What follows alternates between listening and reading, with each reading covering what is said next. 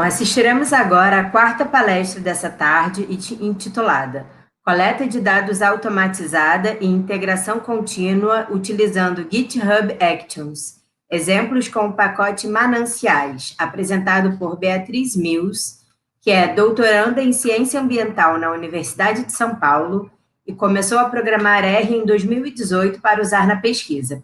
Está envolvida em várias comunidades, eventos e atividades sobre R, como R-Ladies, Curso R, Saturday, São Paulo, Latinar, User R 2021, Pacote de Dados, Pacote Mananciais e livro Ciência de Dados em R. Olá, meu nome é Beatriz e hoje eu estou aqui para falar um pouquinho sobre coleta de dados automatizada e integração contínua utilizando GitHub Actions. E eu vou mostrar vários exemplos usando o pacote Mananciais. Se você quiser conferir essa apresentação ou acompanhar com ela está disponível nesse link aqui, abaixo no vídeo. E essa apresentação tem vários links também, referências. É bem legal se você conseguir acessar ela para acompanhar o conteúdo. Bom, vamos lá. Um pouquinho sobre mim. Atualmente eu faço doutorado em ciência ambiental na Universidade de São Paulo, na USP. E eu faço parte de várias comunidades de R, na organização de eventos, desenvolvimento de pacotes, na escrita de livros, enfim. Aí eu acabei deixando os logos de cada uma dessas coisas aqui e todos eles são clicáveis. Então, se você quiser saber um pouquinho mais, por exemplo, sobre a Curso R, você pode clicar aqui. Sobre a R-Ladies, você pode clicar aqui. Enfim, todos são clicáveis. E qual que é o objetivo dessa palestra, né? O objetivo é introduzir o conceito de GitHub Actions. Então, pensar para que serve GitHub Actions, quais são os pré-requisitos para usar GitHub Actions, onde a gente consegue buscar mais informações sobre isso. E para isso, o pacote Mananciais vai ser um exemplo. E o objetivo não é transformar ninguém em ninja em 20 minutos. A apresentação tem um tempo bem curtinho, então o conteúdo vai ser uma introdução mesmo. Bom, e para falar um pouco de GitHub Actions, eu queria introduzir um pouco sobre o pacote Mananciais, que é um pacote que eu desenvolvi, e ele disponibiliza dados dos mananciais que abastecem a região metropolitana de São Paulo. Então, se você quiser saber qual que é o volume armazenado nesse reservatório, se você quiser saber o volume de chuvas em algum dia específico, enfim, esses dados estão disponibilizados lá.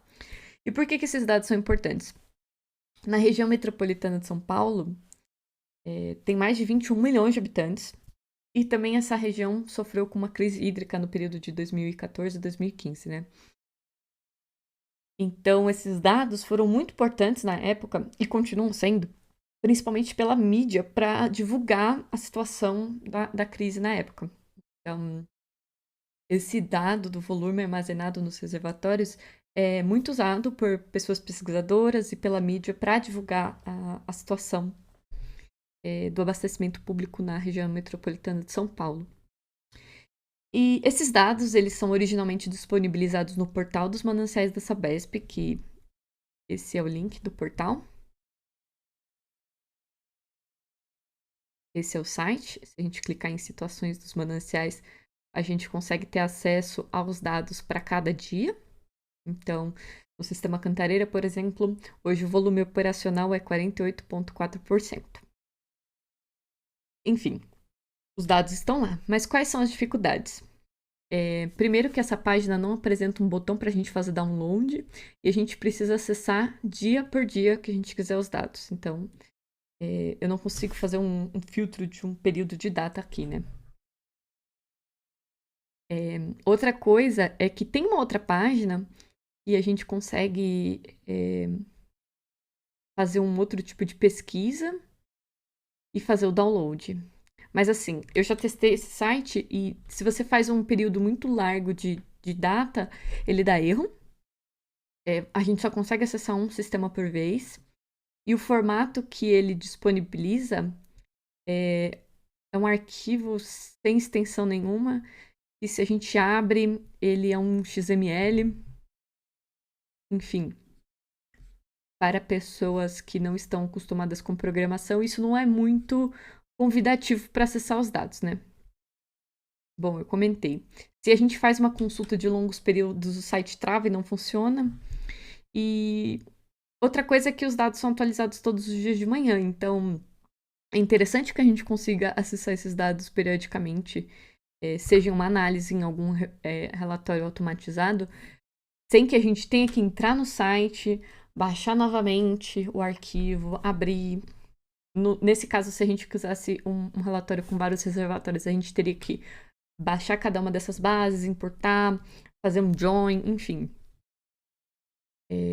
Então, para facilitar isso, o pacote foi desenvolvido. Então, o que o pacote Mananciais faz? Ele disponibiliza os dados atualizados diariamente que estão na página de situações dos mananciais. Então, são esses dados aqui. Esses dados são disponibilizados nesse pacote. E aí, ele disponibiliza também um arquivo XLSX, que a gente consegue abrir em Excel, e o .csv, que é um formato tabular muito comum. Então, a gente consegue abrir nessas três formas, né? Nesses arquivos que tem links disponíveis e também usando uma função chamada dados mananciais. E como que isso é feito, né? A Sabesp disponibiliza esses dados em uma API, e é uma API que não foi documentada, então foi necessário um pouco de exploração da API para conseguir usar, e todos os dias esses dados são atualizados, todos os dias de manhã. Então, o pacote mananciais tem uma função que se chama atualizar dados, e o que essa função faz? Ele verifica essa versão que a gente já tem salva, verifica quais são os dias que os dados não estão atualizados, e para esses dias ele acessa a API e busca os dados atualizados e incorpora na nossa base que a gente já tem. E como a gente consegue fazer isso sem que seja necessário que eu entre no projeto do R e execute e salve, envie, enfim, faça isso todos os dias, né? A gente faz isso com o GitHub Actions. E o GitHub Actions é uma coisa muito legal que ajuda a gente a automatizar tarefas. Bom, esse é um comentário pessoal, é uma coisa muito subjetiva, mas GitHub Actions é a coisa mais útil e interessante que eu aprendi nos últimos meses. Então, até por isso que foi o tema que eu escolhi submeter para esse evento, porque é uma ferramenta muito legal que possibilitou que eu fizesse projetos que anteriormente eu não conseguia fazer. Que eu tinha ideias, nossa, seria legal fazer isso, mas eu não conseguia colocar isso em prática. Então, o GitHub Actions me ajudou a fazer isso. Para a gente usar GitHub Actions, tem alguns conhecimentos prévios que são importantes. O primeiro é GitHub. Porque o nosso projeto precisa estar em um repositório no GitHub para que a gente consiga usar GitHub Actions, que é um serviço da GitHub. Outra coisa que é interessante a gente saber é usar pacotes em R. Não é nada muito avançado, nada muito... A gente não precisa saber criar um outro tidyverse, por exemplo. E por último, são os testes unitários. Isso é muito opcional, porque nem todos os projetos que a gente trabalha usam testes unitários. Se esse projeto que você trabalha usa testes unitários, a gente consegue fazer uma checagem do pacote e também fazer uma avaliação da cobertura de testes. E nos slides finais eu coloquei referência para cada um desses assuntos que são pré-requisitos. Bom, agora eu acho que é importante a gente falar um pouquinho sobre a ideia do GitHub Actions e alguns conceitos importantes. O GitHub Actions, simplificando um pouco, são uma série de passos que a gente quer que o computador execute. E não é o nosso computador, tá? É um computador vinculado ao GitHub. Então, esses passos vão ser ativados por eventos. Então, o que é um evento? Conceitualmente, o evento é uma atividade que aciona um fluxo de trabalho. Então, o que pode ser considerado um evento?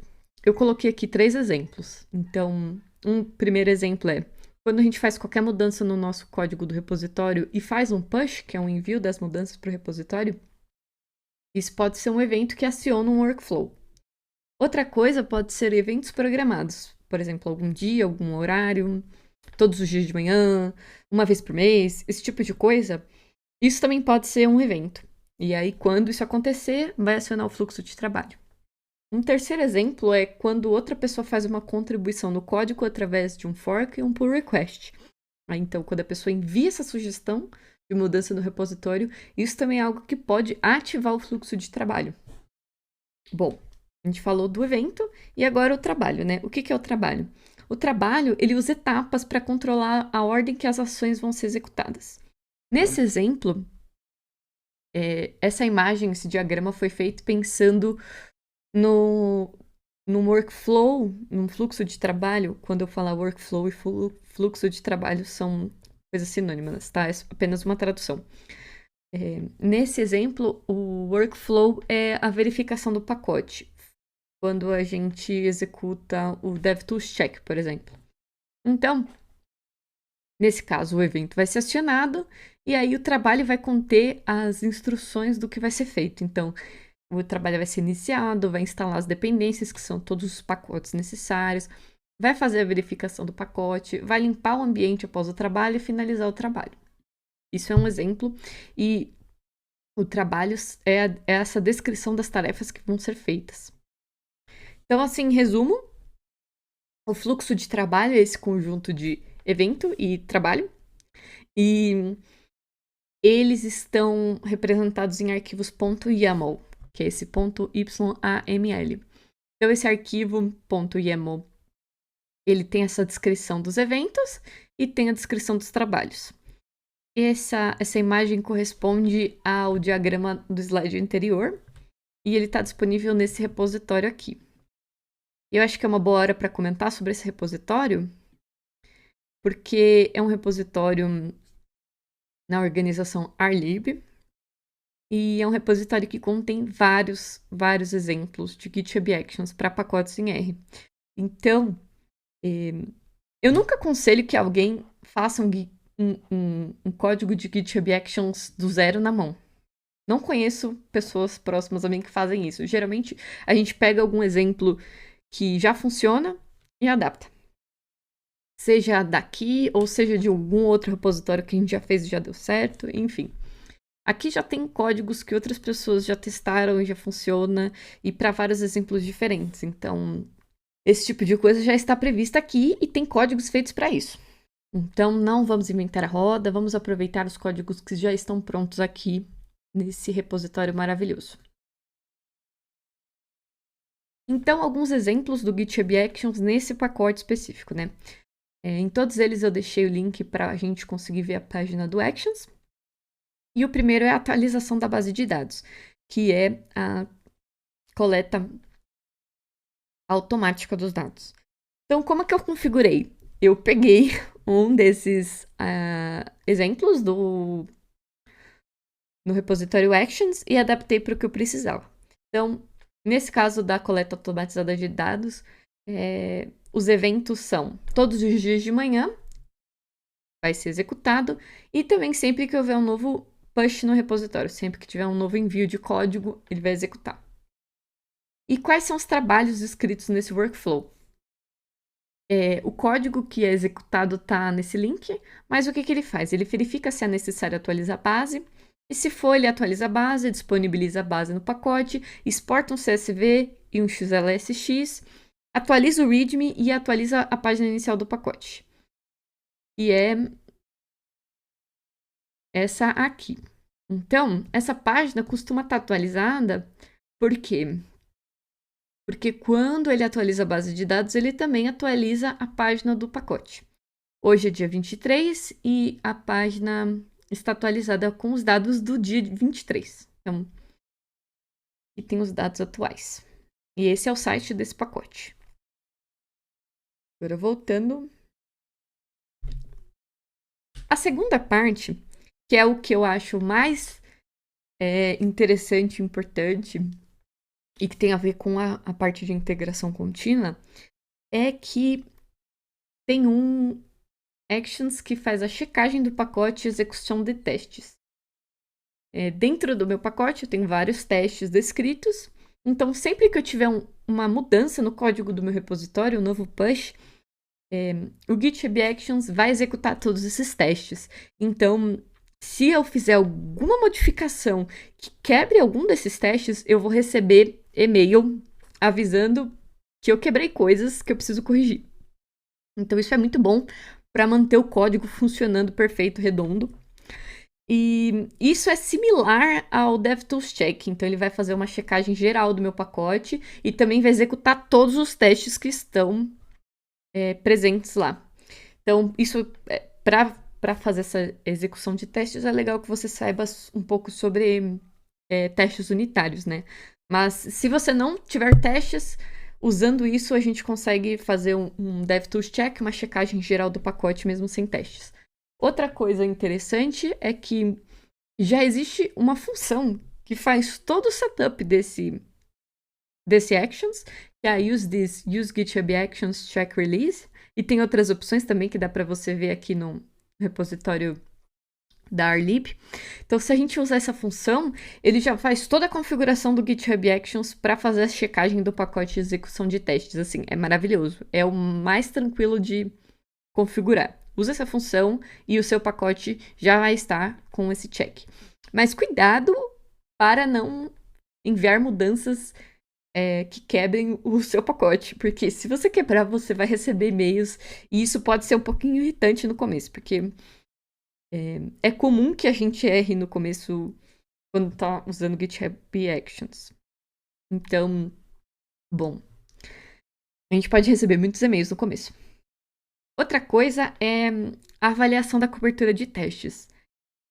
Eu não vou explicar muito sobre a cobertura de testes, mas tem uma função que se chama Code Curve do pacote Cover, que ele faz essa avaliação de cobertura de testes, ele dá uma porcentagem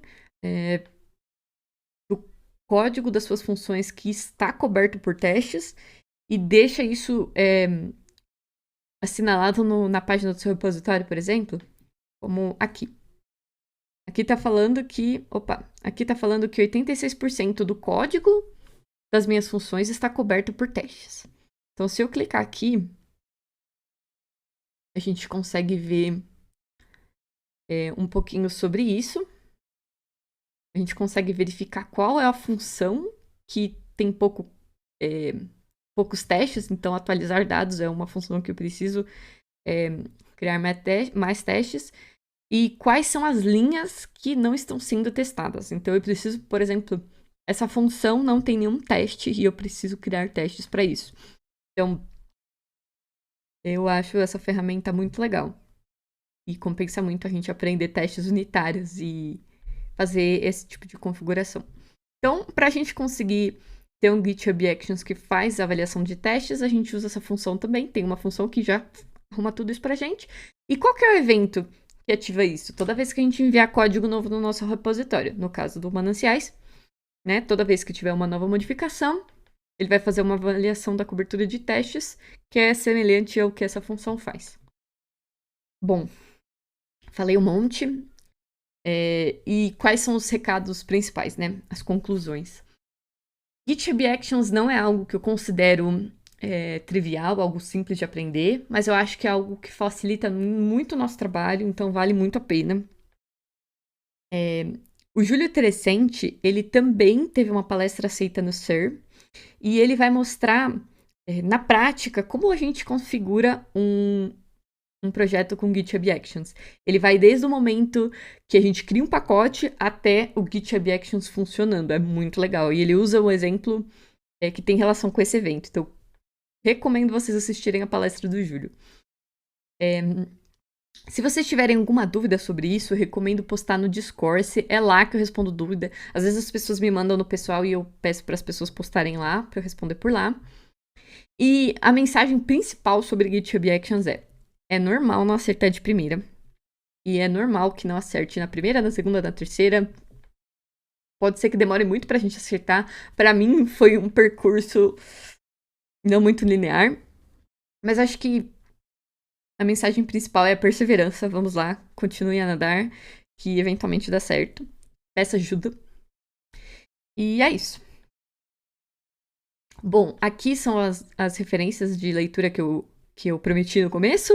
Então, são todos clicáveis. Você pode ver, tem referência sobre GitHub, sobre pacotes, sobre GitHub Actions, sobre testes unitários. E aí eu fui meio que organizando por blocos de dificuldade, né? E eu queria muito agradecer as organizações que eu faço parte, a Universidade de São Paulo, a FAPESP, o projeto temático da FAPESP que eu faço parte, que é o MacroAmp. E eu também gostaria de agradecer muito ao Curso R, porque se não fosse a ajuda da equipe da Curso R para montar esse pacote, para me ajudar com GitHub Actions, para me ajudar com o código inicial para acessar a API, esse pacote não existiria. Então, agradeço muito as pessoas que fazem parte lá da Curso R. E muito obrigada, essa apresentação foi criada com R, aqui tem alguns pacotes que eu usei, e aqui são as minhas redes sociais se você quiser falar comigo. Tchau, tchau. Iniciaremos agora a quinta palestra desse bloco e em seguida teremos os dois últimos palestrantes, a Beatriz e o Júlio, né, respondendo juntos as perguntas. Após essa conversa, a professora Luciane fará mais um sorteio de livros. Bom, então a palestra GitHub Actions será apresentada por Júlio Trescente, doutorando em Estatística pelo IME-USP e faxineiro de dados na Curso R. Olá, tudo bom? Meu nome é Júlio. Eu agradeço pela recepção de vocês. Hoje eu vou falar um pouquinho sobre GitHub Actions, um exemplo de live code. Então, essa é a minha apresentação de hoje. Só para quem não me conhece, eu sou doutorando em Estatística pelo Instituto de Matemática e Estatística da USP. Eu sou secretário-geral da ABJ, Associação Brasileira de Geometria. Trabalho numa consultoria chamada Terra Nova e também sou sócio da Curso R. Trabalho com faxina de dados, com automação e coisas assim. Hoje eu vou falar para vocês desse assunto que é super legal, que é de GitHub Actions, mas como a Beatriz Mills ela já fez uma apresentação sobre isso neste evento e ela apresentou de forma detalhada, muito melhor do que eu conseguiria apresentar, com certeza, o básico de GitHub Actions e com um exemplo, eu queria mostrar para vocês um exemplo feito na hora, para a gente basicamente encontrar os problemas e provavelmente vai dar algum erro, alguma coisa assim. E eu acho que isso vai ser uma experiência legal.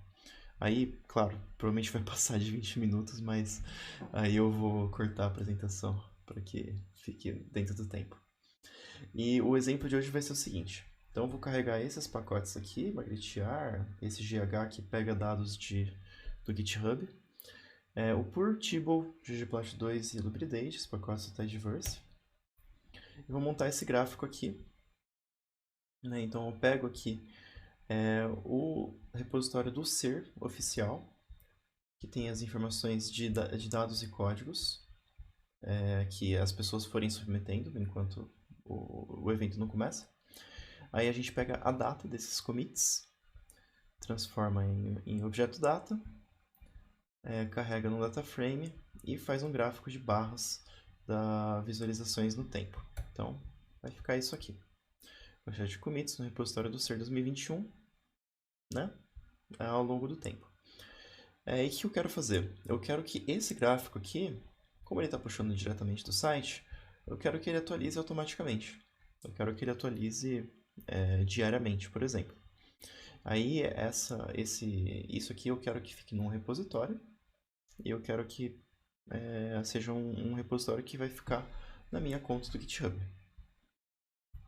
Bom, para quem quiser, esse aqui é o link do repositório do ser. Tá? Por enquanto tem pouquinhos commits, né? Tem esses aqui só, do dia 3 e 17. E logo mais, quando tiver as submissões, né? Por volta do dia 25 ali de maio, vai ter bastante coisa. Então, é isso. E agora eu vou direto aqui para o R. E nós vamos começar a nossa brincadeira de live coding. Então, a primeira coisa que eu vou fazer vai ser criar. Deixa eu aumentar um pouquinho a letra. Use package. Não, desculpa, create package. Eu vou criar um pacote no meu documents chamado ser 2021. Isso aqui é o que eu faria, tá, gente? Vamos lá. Aí, eu vou fazer use this. Use MIT License, para usar a licença MIT. Use this. Use README, RMD. Esse vai ser o nosso README. E eu vou copiar o código do slide aqui. Tá? Então, é essa parte.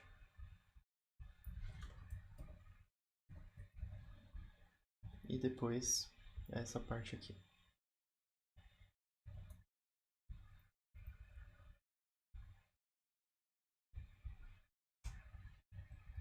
Só isso. E esse aqui vai ser o meu README. Vou deletar tudo isso aqui. E pronto. Bom, vamos rodar, ver o que acontece.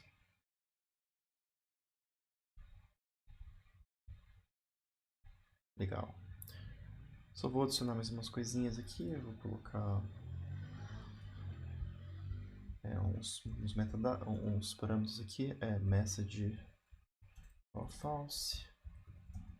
Warning igual false. Só para não me aparecer esse monte de mensagem. E aqui eu vou colocar DPI igual a 300. Width. Fig.width. Igual a 8. Fig.height igual a 4. O gráfico fica mais larguinho. Vamos ver se ficou bonito.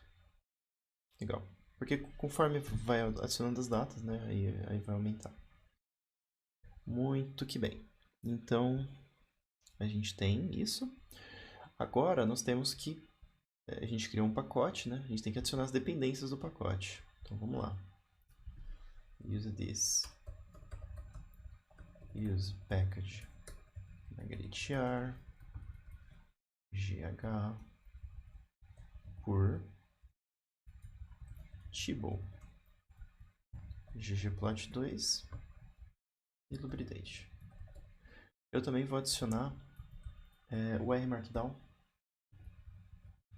para que ele seja capaz de gerar esse repositório aqui. Legal. Agora, meu pacote está pronto. Eu preciso somente colocar o GitHub Actions agora. Então, use this. Use GitHub Actions. Por padrão... Opa, já cometi um erro aqui. Use this. Use git primeiro. Primeiro eu tenho que colocar o git. Agora eu tenho que colocar no GitHub e depois eu coloco GitHub Actions.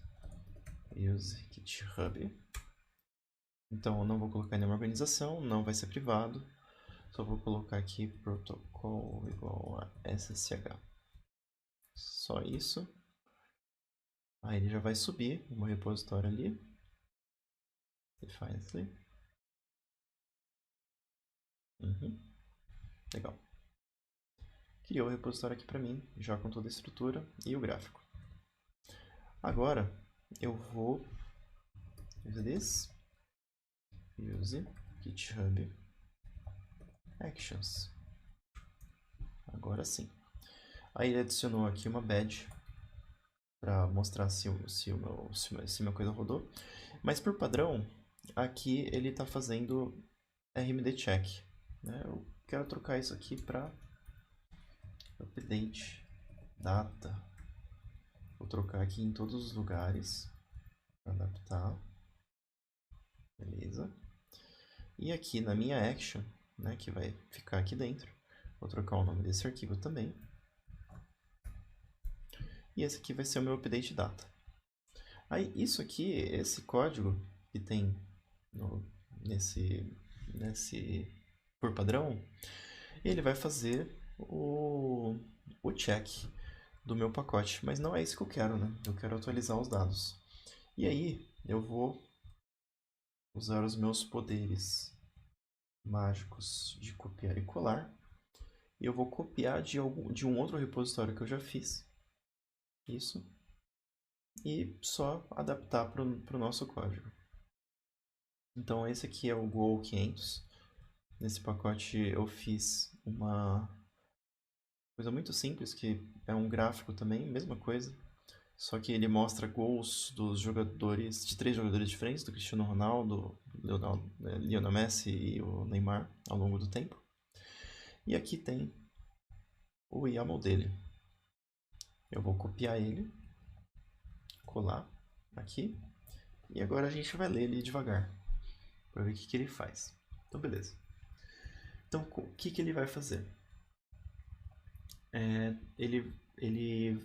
Essa parte aqui cuida da parte de acionar a minha GitHub Action. Então, ela vai ser acionada toda vez que eu der um push nos repositórios, nos branches main ou master. Né? No nosso caso aqui, a gente está no main. Então, toda vez que eu der push, ele vai acionar. Ou ele vai ter uma schedule também, que é por esse cron aqui. Isso aqui quer dizer que ele vai ativar de tempos em tempos. Vamos ver como é que funciona? Tem um site chamado crontab.guru, que é bem bom para verificar isso. Ele fala que ele roda todas as segundas-feiras. Eu não quero que ele rode toda semana, eu quero que ele rode todos os dias. Então vou substituir aqui por estrelinha. E aí ele vai rodar 1 da manhã todos os dias. Então é isso. Aí é legal. Onde que ele vai rodar? Vai rodar no Ubuntu 2.18.4. É importante aqui manter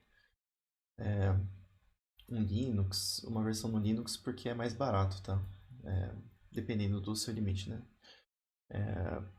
Mas dá para colocar no macOS também. GitHub Patch. Esse pacote, esse pacote não tem nada privado, então não tem problema. Eu não preciso usar um GitHub Patch. Esse exemplo aqui ele vai usar Renv, então eu vou colocar Renv aqui também. O Renv ele vai basicamente registrar todos os pacotes que eu utilizo para construir esse meu repositório, aqui por esse renv.lock. Então aqui tem todos os pacotes utilizados, tal. De forma que quando eu atualizar esses dados, ele vai guardar isso aqui num cache. E quando ele guarda isso aqui num cache, ele não vai precisar ficar instalando todos os pacotes todas as vezes que ele roda. Ele só vai instalar esses pacotes uma vez. Bom, então tem algumas dependências aqui de bibliotecas do Linux mesmo, né? Legal. Isso aqui são coisas que eu copiei e colei de outro lugar, né? Do próprio Renv. E aqui ele vai instalar o próprio pacote, né? Esse mesmo pacote aqui, com essas dependências, certo? E vai atualizar o README. Vai dar um render no README. E é isso. E ele vai commitar o resultado e vai subir isso em um lugar. Vamos só os passos finais aqui. DevTools Document, só para registrar tudo que eu fiz. E eu acho que é isso. Eu vou subir isso aqui agora.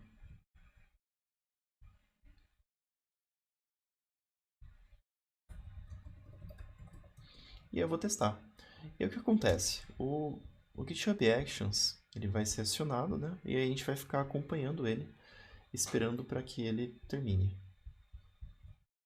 Essa parte vai ser pulada, claro, do vídeo. Mas vamos lá ver só como que é. Aqui. Recente ser 2021. Então ele vai ficar aqui nessa abinha Actions. Como eu subir isso, ele já tá amarelinho aqui, ó, testando.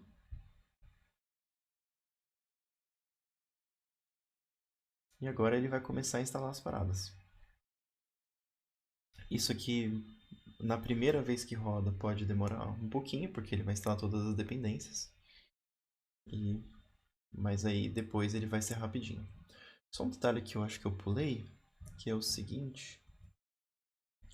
Quando você instala os pacotes, é bom sempre usar o Package Manager do RStudio, principalmente se você está usando uma distribuição Linux, tá? Isso não localmente, né? Quando você está rodando essas coisas em integração contínua ou GitHub Actions. Porque basicamente um repositório, um pacote no Linux, quando você instala, ele vai fazer todo o processo de compilar os códigos, e isso pode demorar bastante. Agora, no Package Manager do RStudio, diferentemente do CRAN, eles já fazem essa instalação, digamos assim, e guardam os binários. E aí, quando você vai instalar, ele instala super rápido, tão rápido quanto no Windows, por exemplo. Então, vale a pena utilizar isso aqui como repositório. Olha, ele já está instalando aqui.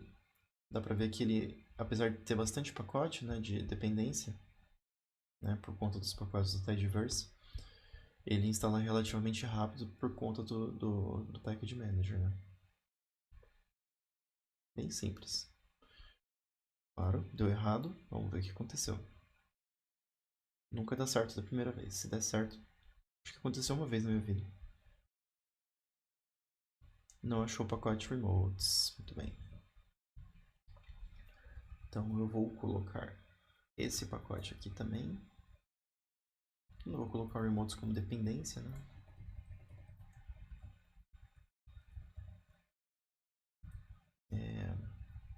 Só que eu vou colocar ele depois do Package Manager aqui.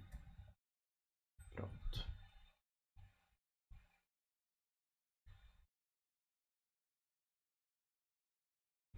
Beleza. Add remotes. Installation. Subir novamente. E aguardamos pelo melhor. Vamos de novo lá. Volta. E espera. Aqui, nessa parte, eu sempre recomendo para as pessoas tomar um café, sair, ficar, dar uma voltinha de máscara, porque tem que esperar mesmo. E essa é a parte mais frustrante do GitHub Actions, né? Você sempre vai ter que ficar esperando a coisa rodar e às vezes ela não roda do jeito que você gostaria e aí você tem que ir testando. E principalmente nessa primeira etapa, né, que vai ter um cache e tal, aí pode demorar bastante. Porque vocês podem notar que, como ele falhou, ele não guardou, né, os pacotes instalados, então ele vai instalar tudo de novo. Que demoram alguns minutinhos. Mas assim, tirando esses detalhes, né, o GitHub Actions, assim como qualquer ferramenta de integração contínua, é fantástico. Automatiza muitas coisas e ajuda muito na vida mesmo.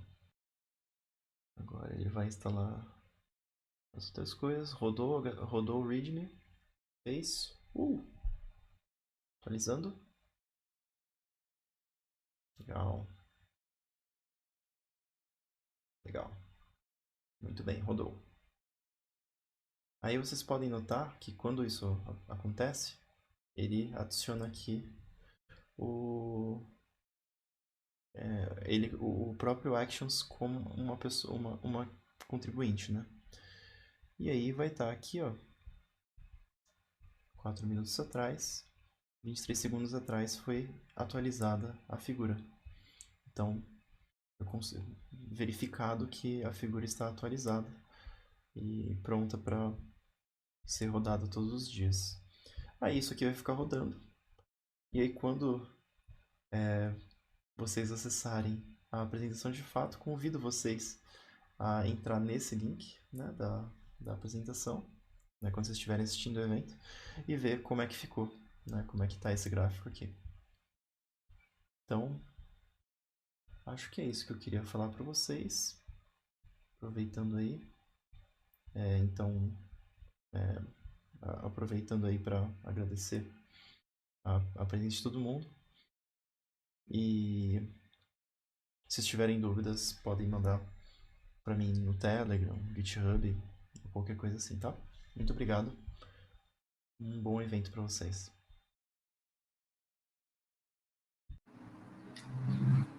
Informo que após a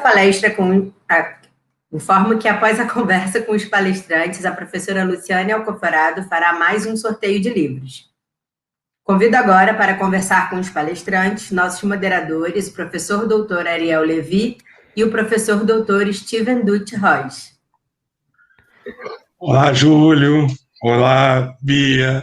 Prazer em revê-lo. Né? Desde ontem que a gente não se vê, então foi muito longe. Olá, Steve. Tudo bem? Oi, Ariel. Tudo bem? Tudo. Eu não estou conseguindo aqui parar, cara. Não consigo descrever a minha felicidade em estar em um encontro com a Bia, com o Júlio e com você. Eu já não estou conseguindo disfarçar o sorriso.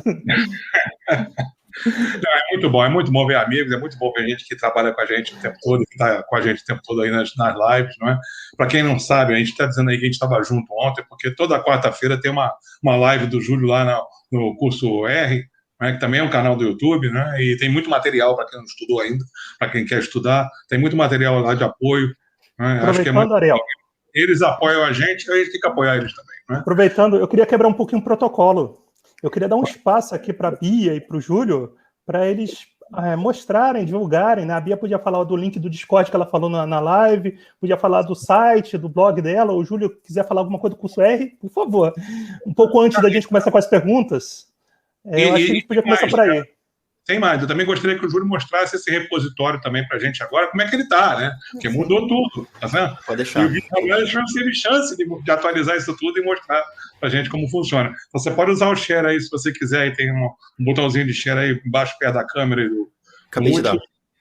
Beleza. Então, olha como que ficou, ó que legal. Ó, teve algumas submissões que foram bem agora, hein? Ó, pra galera que fez agora, mas você dá para ver que ele foi atualizando com o tempo, né? E aí dá para ver todo o histórico. E aqui dá para ver, ó, as actions, todas elas rodando diariamente. Então, dá para mostrar aqui. Você realmente, o actions é legal porque ele basicamente te economiza o seu próprio trabalho. Você não precisa fazer mais nada depois. Você faz uma vez, sofre no começo, aí depois profit. Eu vou fazer muito rápido o jabá da Curso R, tá? Mas é só porque a gente é uma entidade da comunidade, né? Então a gente trabalha junto com todo mundo. A ideia da Curso R é justamente trazer a galera para dentro da comunidade. A gente tem o Discourse, que é um fórum de discussão que está super ativo, a galera falando um monte de coisa. A gente consegue trocar bastante ideia. E aí a gente tem os cursos, cujos materiais são todos disponíveis, então todo mundo pode aproveitar, é 100% open source, até o site da Curso R, tudo open source, então fique à vontade aí para fuçar nas nossas coisas. É só isso que eu queria falar.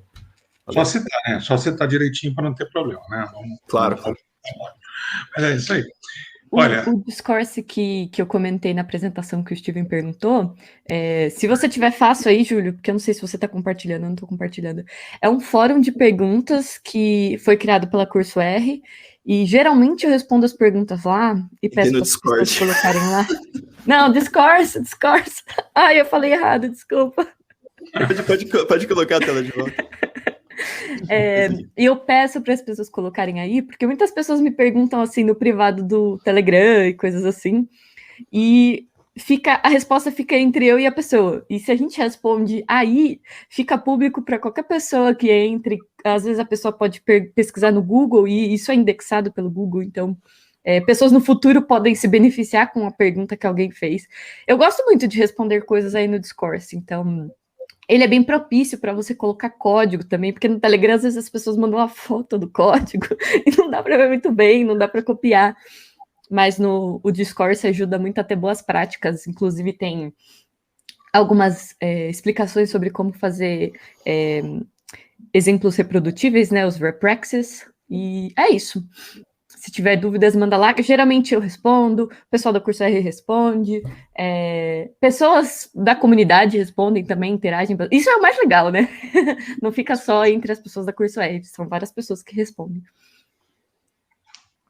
Feito jabá. Eu acho que eu também errei. Então é o Discord. Discord. Tá. Bom, essa é uma versão, então, brasileira do Stack Overflow, é isso? O Discourse foi criado pelos autores do Stack Overflow. Eles fizeram um programa para você instalar e você pode fazer o seu próprio fórum.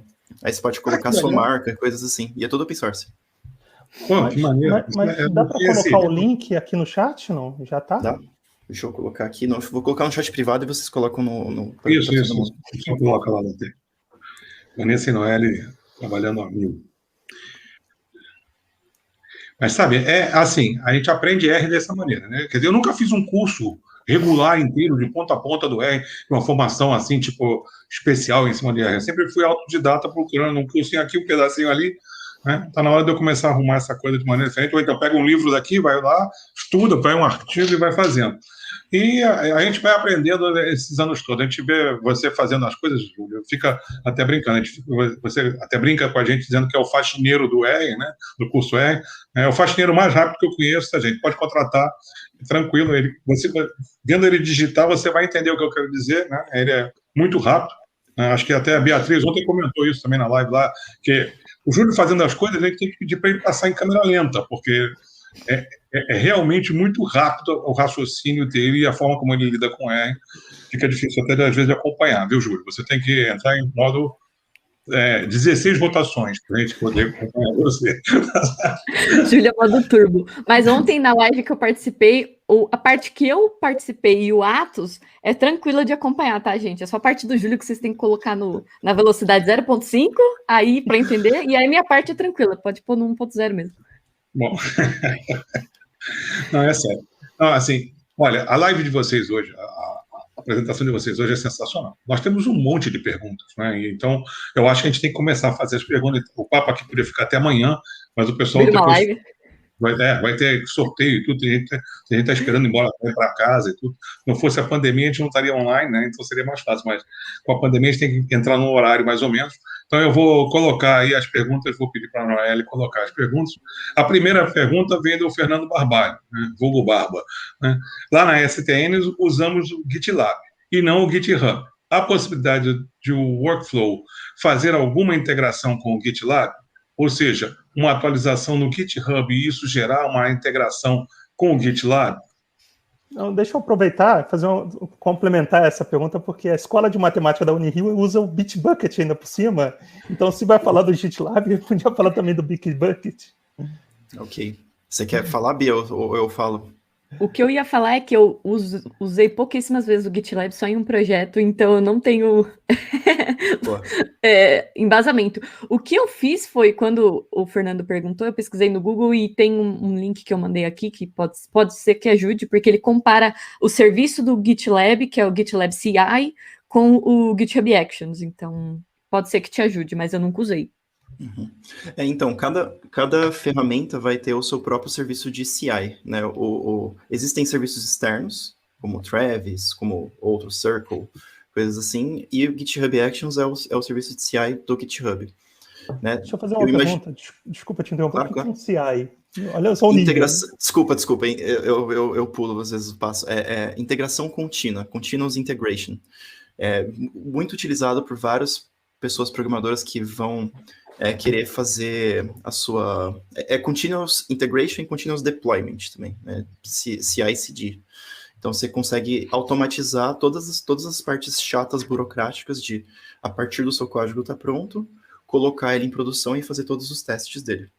Então, esse aqui vai ser o papel aí de fazer CI/CD. E aí, cada ferramenta vai ter a sua própria, tem algumas pagas, tem algumas gratuitas, e algumas são freemium. Essa é a do GitHub. O que dá para fazer para resolver o problema do Barba, que talvez não seja o ideal, é dentro do GitHub Actions importar, fazer um commit em um repositório do GitLab ou do Bitbucket, no seu caso. Não é o ideal, porque você cria uma parte móvel, né? Você tem um repositório mexendo em outro repositório. E aí eles têm que estar sempre conversando para que tudo dê certo. Mas que é possível, é.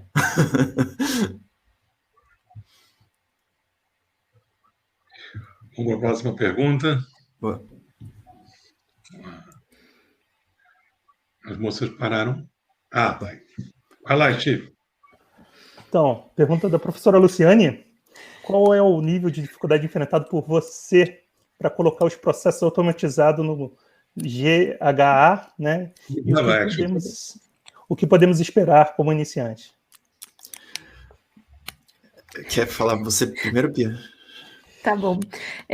Bom, o nível de dificuldade que eu encontrei. Como eu descobri GitHub Actions para começar, né? As pessoas estavam falando no Telegram e esse assunto surgiu. Aí eu gansei na conversa, assim, do que vocês estão falando?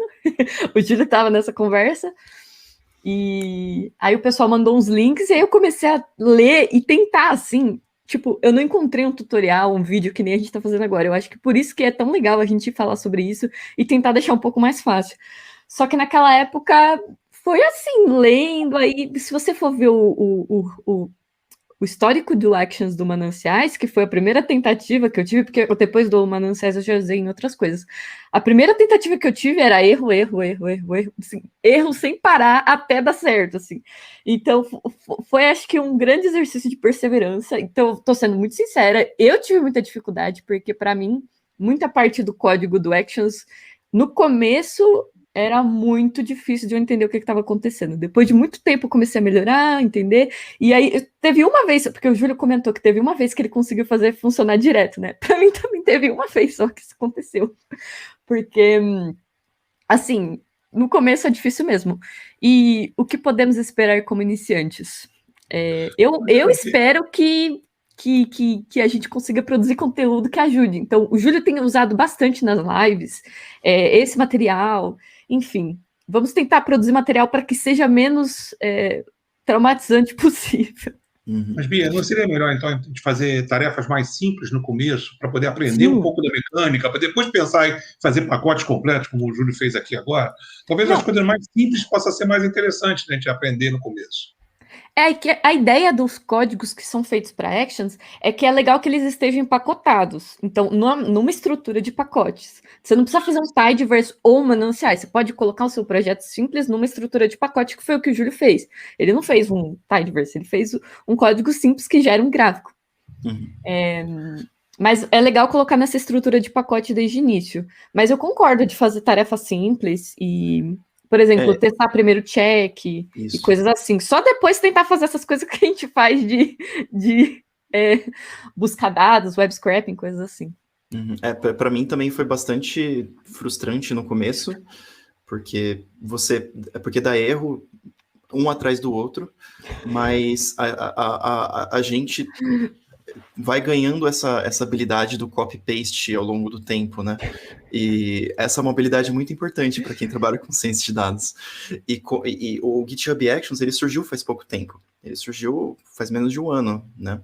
E aí a galera vai fazendo, e é interessante que aquele arquivo de configuração, que ele ama, o que a Bia mostrou e que eu mostrei também, ele é modular. Então as pessoas vão colocando coisas, empilhando coisas que são produzidas por outras pessoas na comunidade, e você vai ganhando habilidades. Antes não existia aquele cache, por exemplo. Ele foi criado recentemente. Antes não existia muito fácil a questão de você fazer autenticação. Agora existe mais fácil. E aí essas coisas vão melhorando. Exatamente. E hoje em dia essas coisas estão melhorando com o tempo. Então, quanto mais a comunidade utiliza, quanto mais as coisas são ativadas, mais códigos vai ter para as pessoas fazerem copy-paste, coisas mais complexas vão sendo criadas. Então, é um processo de criação de todo mundo mesmo. E para iniciantes é o que a Bia falou, começar com um pacote simples, DevTools Check, porque esse é o fluxo prioritário para qual ele foi criado, né? Ele foi inicialmente criado assim para esse tipo de coisa. Atualização de dados, fazer deploy de dashboard, essas coisas assim, deixa para um segundo passo quando você estiver mais confortável com as tarefas. Muito bom. Qual é a nossa próxima pergunta? Júlio, O gatinho que aparece digitando loucamente no início de sua apresentação é divertido e super legal. Você poderia explicar a relação entre essa imagem animada e o GitHub? Gente, Professora Renata Mori. que pergunta interessante. Eu não faço ideia de como responder essa pergunta. Deixa eu pensar. Posso tentar? Por favor, por favor. Renata, Pelo amor de Deus. as apresentações que o Júlio faz e que eu faço também, menos as acadêmicas, geralmente tem GIFs para ficar mais animadinho, para Tem que ficar ter mais felizes. Então, esses gatinhos, essas imagens animadinhas, a gente sempre usa. Eu acho que não tem relação com o GitHub, né? O GitHub é o Octocat, né? Que é o logo dele, que é um polvo com um gato. Mas não tem relação necessariamente com esses GIFs. Esses GIFs é o que a gente faz para tornar as coisas animadas em todas as nossas apresentações. Todos os cursos do curso Mais amigáveis, né? Não ficar uma apresentação GIF é tão tudo de bom. séria. GIF é tudo Sim. de bom. Inclusive para coisa acadêmica. Eu Defendo fico isso. com vergonha porque eu tenho medo de ser julgada, então as apresentações acadêmicas eu não coloco. Justo. Devia, porque fica muito legal. Fica muito bacana você quebrar um pouco o gelo. É muito bom em qualquer aula, em qualquer apresentação. Vai lá, Steve. Sou eu? Então, quem não possui uma licença do MIT como você, mas eu acho que... Essa pergunta eu acho que precisa de um conceito para explicar. A gente não detém nenhuma licença do MIT. Sim. Nem tenho relação com o MIT. Não sou amigo do MIT. O MIT é uma licença que existe, que ela é para código aberto mesmo. Ela é inclusive, uma das licenças mais abertas que existem para você disponibilizar os códigos que você tem. E aí, basicamente, você coloca aquela licença como um arquivo de texto e ele determina de que forma que uma pessoa que vai se aproveitar do seu código deve se portar na hora de utilizar, para que ela dê a referência correta, para que ela faça alguma coisa. Por exemplo, a MIT, ela, se eu não me engano, eu posso estar errado, mas ela pede para você ser citado, mas ela não exige, e você pode usar para qualquer coisa. Você pode usar, inclusive, para fazer uma coisa fechada depois, para ganhar dinheiro, se você quiser. Então, é uma das mais abertas possíveis. E aí tem outras licenças que, dependendo do uso, vale a pena utilizar. Mas assim, a gente não precisou ter nenhum tipo de aprovação de ninguém, quanto mais do MIT, pelo amor de Deus, para fazer essas soluções. É tudo de graça, tudo aberto. Com isso, deve responder à pergunta do André Vale, que perguntou se a gente tinha que ter alguma licença para usar o GitHub Actions. André, já te digo de cara, não. Não, inclusive, você pode criar e não colocar licença nenhuma. Só que aí, se alguém copiar o seu projeto e não citar você, ou citar o projeto, ou pegar o seu projeto e vender para outra pessoa, você não tem subsídio para falar, você não podia fazer isso, porque você não colocou as regras. A licença são as regras que as pessoas precisam seguir quando usar o seu projeto. Se ela usar, citar, ou não pode vender, esse tipo de coisa. Depende da licença, cada regra, né? Tem uma pergunta do Atos, acho que vocês não conhecem ele, mas tudo bem. Qual a importância de adotar pacotes de R como convenção de organização de projetos? É útil no trabalho de vocês? Isso é uma dúvida que eu também tinha. É melhor usar pacotes do que projetos? Bia, você quer falar primeiro? Eu vou falar uma coisa que eu não sei se é óbvio, mas quando a gente usa os pacotes, quando a gente cria um pacote no RStudio, a gente também faz um projeto. Então, é só um passo a mais que vai ajudar a gente a criar uma estrutura e que todos os outros nossos pacotes vão ter essa mesma estrutura, então fica muito mais fácil. Eu depois que eu comecei a usar esse tipo de estrutura, eu comecei a ficar com uma mentalidade de pacotes mesmo, e eu gosto, porque me ajuda a sempre manter o mesmo padrão. Então, por exemplo, quando eu uso uma função, quando a gente está fazendo pacotes, a gente pode colocar no arquivo description todos os pacotes que a gente usou, as dependências. E aí, se eu entro em outro computador, tem uma função que instala todas as dependências, por exemplo. Então, eu gosto muito e me ajuda, assim, no meu fluxo de coisas, principalmente em pesquisa, né? Geralmente eu consigo empacotar as coisas de uma forma reprodutível e bem organizada. O que você acha, Júlio? Nos meus projetos, a gente usa pacotes em absolutamente todas as coisas. Eu acho que desde 2015 15, mais ou menos.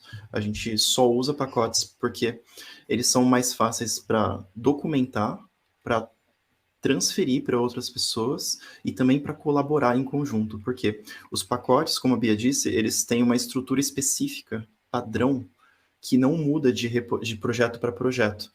E a gente tem esse ímpeto, quando a gente vai entrar num novo projeto, de mudar a estrutura, porque, sei lá, pessoas estão trabalhando junto, o projeto tem alguma característica específica. O pacote te obriga a utilizar uma estrutura específica, de forma que você não gasta tempo pensando em como estruturar o pacote. Você vai gastar tempo resolvendo o problema do projeto. E, então, ele é muito mais eficiente para trazer as coisas, na minha opinião.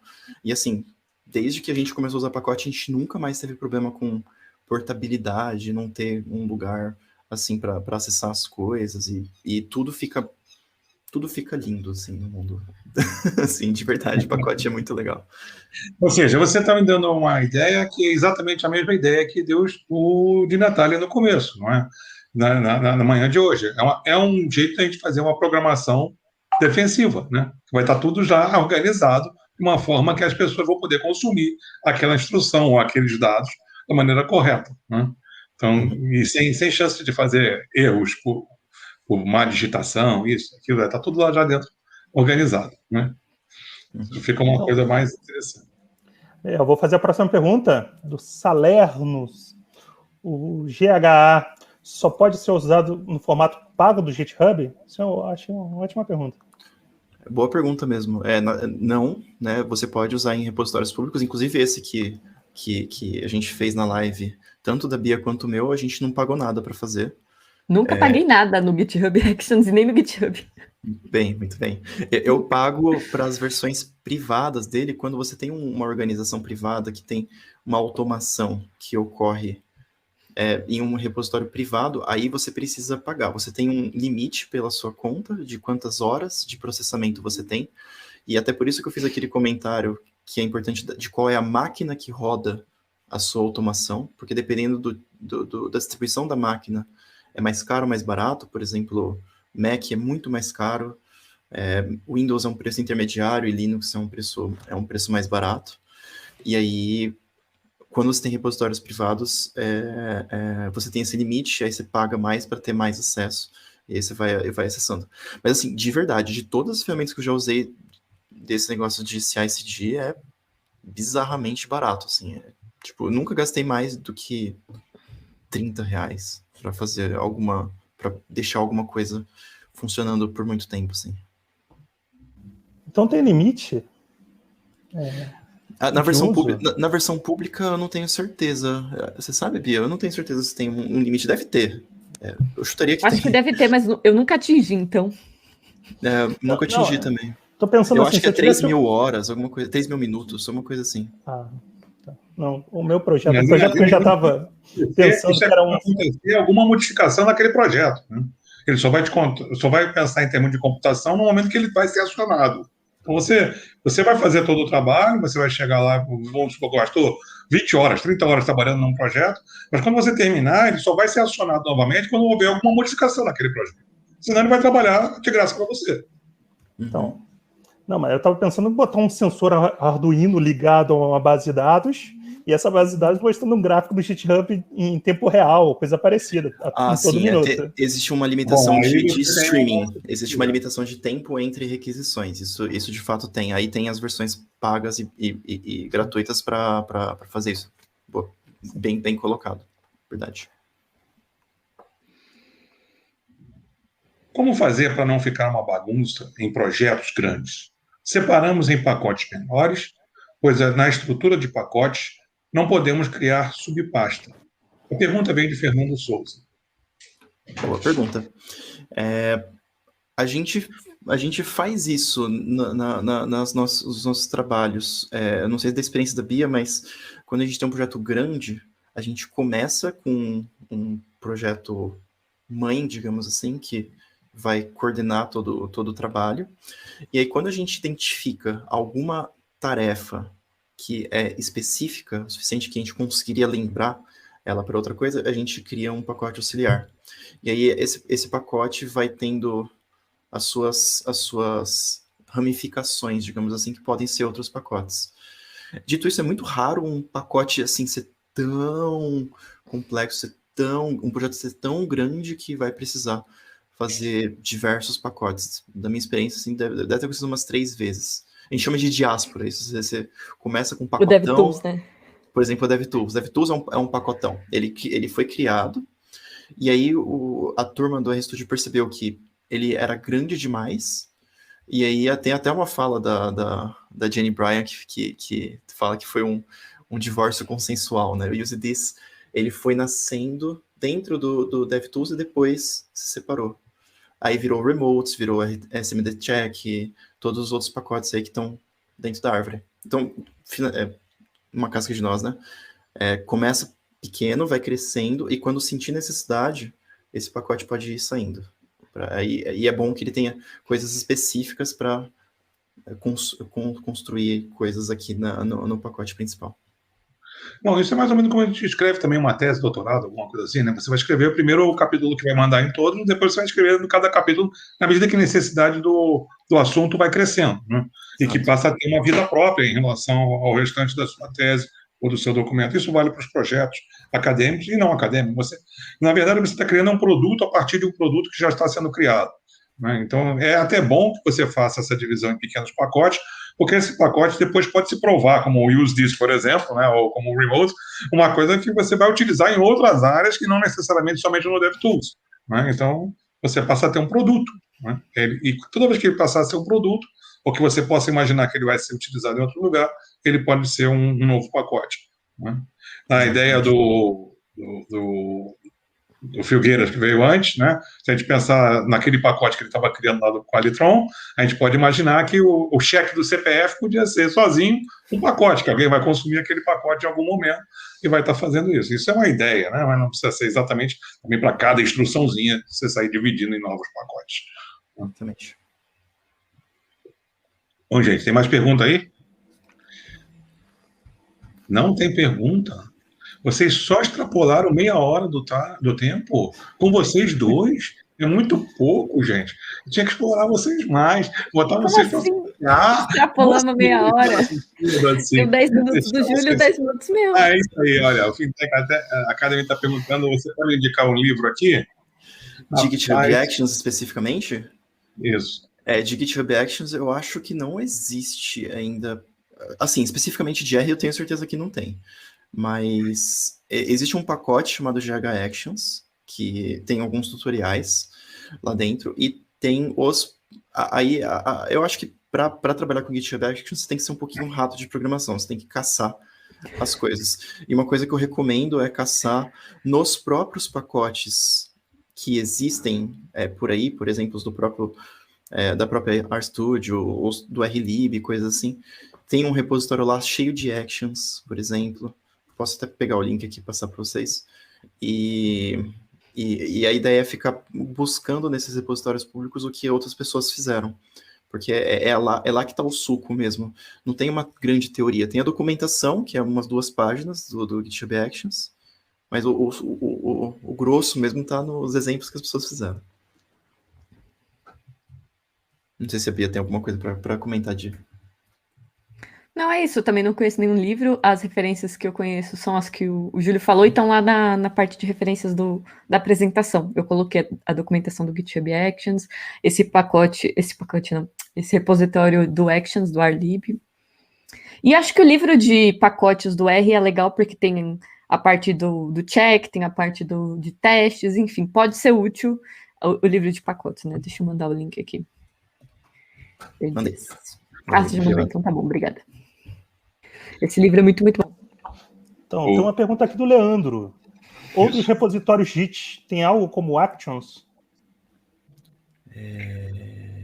Eu acho que tem a ver com a primeira pergunta, né? Imagino que seja o GitLab e o Bitbucket, é isso? O Fernando falou qual que era do Bitwarden aqui no chat, mas já passou, cadê? Ele falou que se chama Bitbucket Pipelines e o do GitLab é o GitLab CI. Uhum.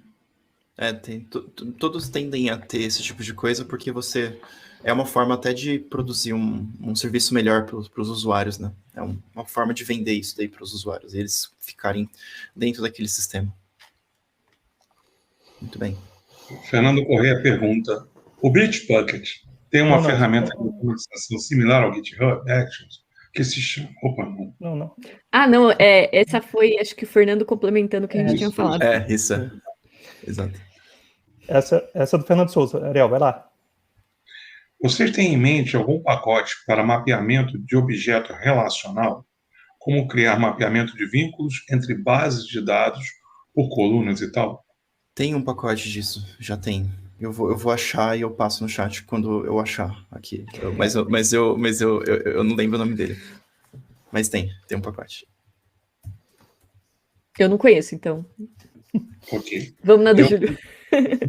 Eu acho assim, eu adoraria ficar aqui a noite toda conversando com vocês, mas a gente não vai poder fazer isso, né?